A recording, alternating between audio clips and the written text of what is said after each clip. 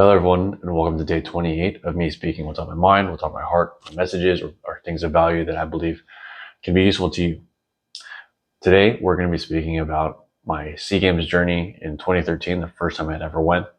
And the reason I'm bringing this up is because SEA Games, at least for Taekwondo, has finished for 2023. A lot of my teammates I got to watch, a lot of them medaled and got gold, so I'm happy for them.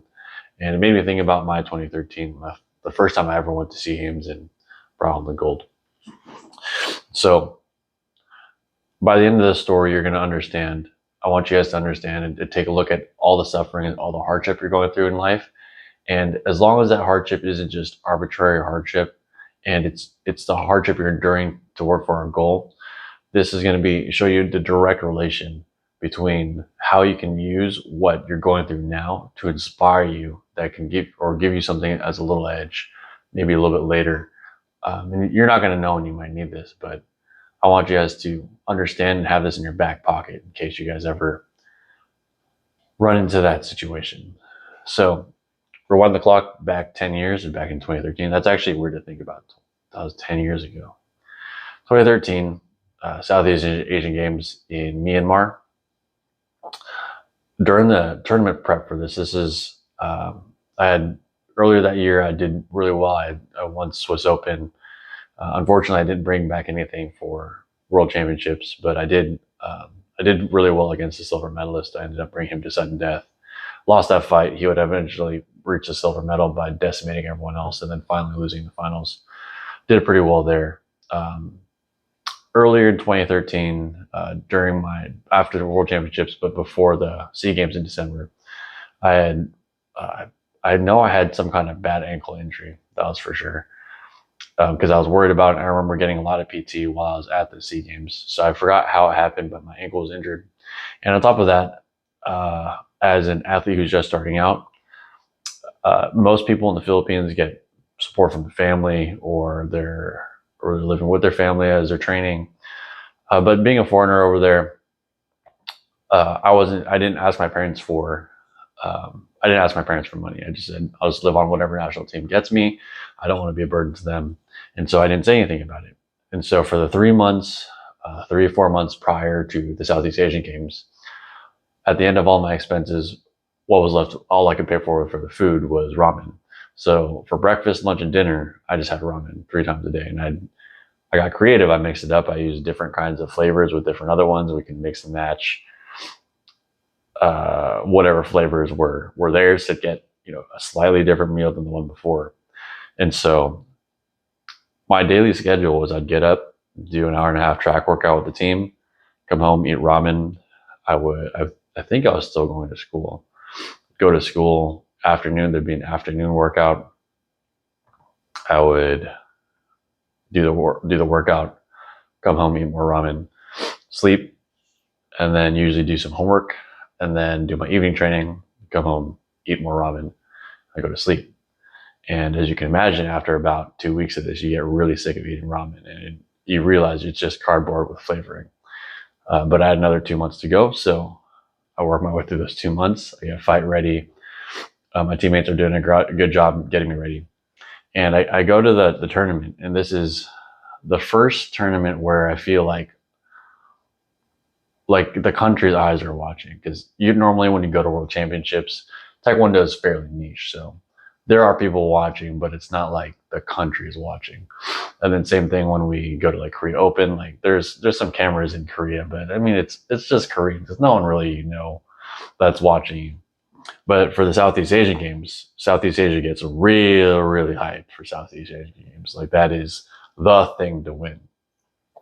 So I get in there, and we walk into the stadium for the first time, and there's a lot more cameras set up. It feels almost like a pro sports scene, which is pretty cool to look at and do. And so we do all the normal stuff. We eventually get to my fight day. I get through my first 2 matches, no problem, and then it's going to be the finals. And the final stage is elevated, so there's 4 ramps that go up. There's a mat on the top for the ring. There's the corner judges, and then there's the head table at the front. And I'm sitting down on the edge waiting, and I can see Elaine Elena Laura, and she's down, and then she's down in points, and then she comes out with this jump turning knockdown, knocks her opponent out, and the crowd goes wild, and I'm really happy for her. And I remember feeling that and not allowing my emotional self to get out of control, because I still have a fight. I still have to fight Vietnam in the finals here, so get myself back under control. And the fight with Vietnam, like, eventually, she comes out. I step on, and I send the ring. This guy's, I think, about an inch taller than me, and we start doing battle. And at one point in the match, I'm fighting, I'm engaging this guy. I actually don't remember from memory too much of the fight, but there are some key moments, which I'll let you in on. One of the key moments was, this is the first time, or I would say second time. The first time was in training. The second time where I felt I almost got knocked out, where he threw a spin kick and I dodged it. And on my way in, he brought it up in such a way where I didn't see it coming. It hit me in the chin. And I had to watch the tape later to see what hit me, because I remember after he missed, I was like, okay, he's open now. And then as I was going on my attack, something happened, and then there were two of him and my vision was green. And luckily he didn't move back, because I fell into him and I was holding his armor, and I was pretending like I'm trying to move him around to do something. But what I'm really doing is holding on to him and trying to make sure I don't fall over, because the world is like green and dizzy right now. So luckily Ralph lets us in the clinch for a little bit, and I step back and my vision comes back. And so now I'm down by 3 points. And so headshots to Taekwondo are 3 points. I believe that he maintains the lead up until the third round. In the third round, which is the final round, like, I need to pull something out here. We get back in the clinch and he spins, and I remember my injured ankle doesn't move when he spins, and I hear a pop and I fall down, and I can't put weight on it. And so I fall down. I forgot if I signal or if my coach, Sir Kitts at the time, remembered, but I remember the medical staff coming up, and I'm looking at my ankle, and I remember it looked kind of like a dead fish. It was just like, it was pretty floppy. And the medical staff had been working on me this whole time, this whole week I've been there, or 2 weeks we've been there, just to acclimate. And they're like, well, Chris, it's not looking so good. And then I remember taking a deep breath, and there was a flash of a thought of, silver ain't so bad.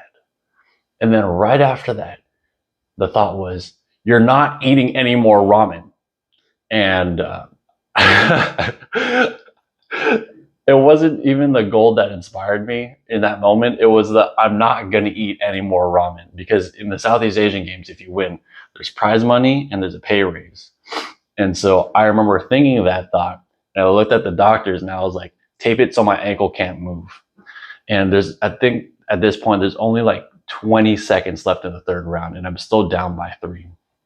Like, I need to land a headshot, or I need to get like a point to the body, and the guy needs to get a warning. So they tape it up and they make it so it's essentially a boot. Like, they did a pretty good job making sure I can't move that thing.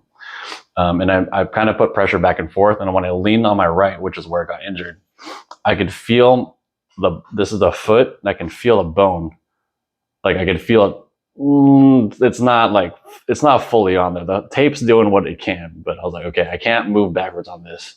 So I switched my legs to right leg in front, and I'm going, okay, I got to hit this guy in the face. So I get steady, I get ready, and I kind of put my weight on the back, like I'm gonna see what this guy's gonna do. And as soon as the ref's hand starts to go, I launch the deepest head kick I think I've ever thrown. And I launch it with everything I got, and I'm reaching, and I remember I'm reaching so far I have to hop my back foot on. But as you guys know, my foot isn't exactly stable. So I launched the attack, and unfortunately, this guy slides back. I'm reaching, and I remember my toe. I remember feeling my toe hitting his nose before the bottom foot hits, and then it can't support really that much weight. So I fall over, And immediately my coach, to kind of prevent me getting warning for falling over, raises the card for video replay.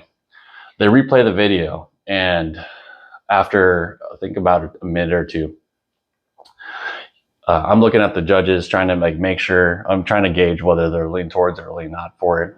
The Vietnamese coach, I remember, is pacing back and forth, and Sir Kitts does his normal thing to help us calm down. He kind of just chill, just wait, we'll see what the refs happen.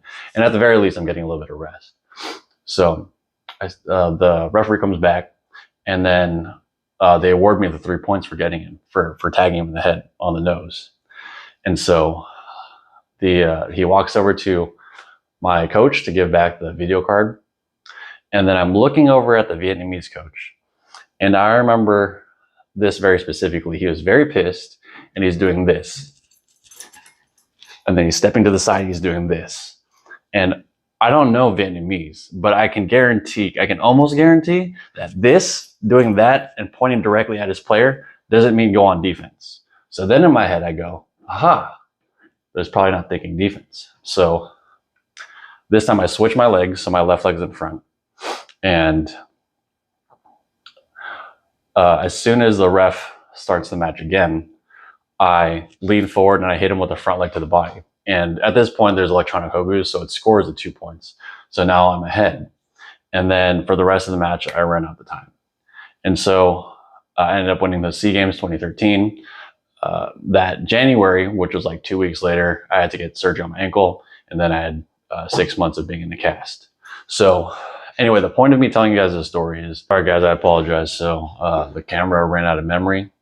To wrap it all up, essentially, don't think that it's just the carrot or the prize that's going to get you over the line, because sometimes that's not it. Sometimes it's the stick. Sometimes it's the stuff you don't want to get back to. Sometimes it's the life you don't want to live anymore. You're scared that it may happen. That inspires you to do that extra effort to fight on torn ligaments, to get over the end and win the fight, or get the job, or whatever have you. Anyway, thank you guys for watching. I know this is a longer story than usual, but thank you for watching, and see you guys next time.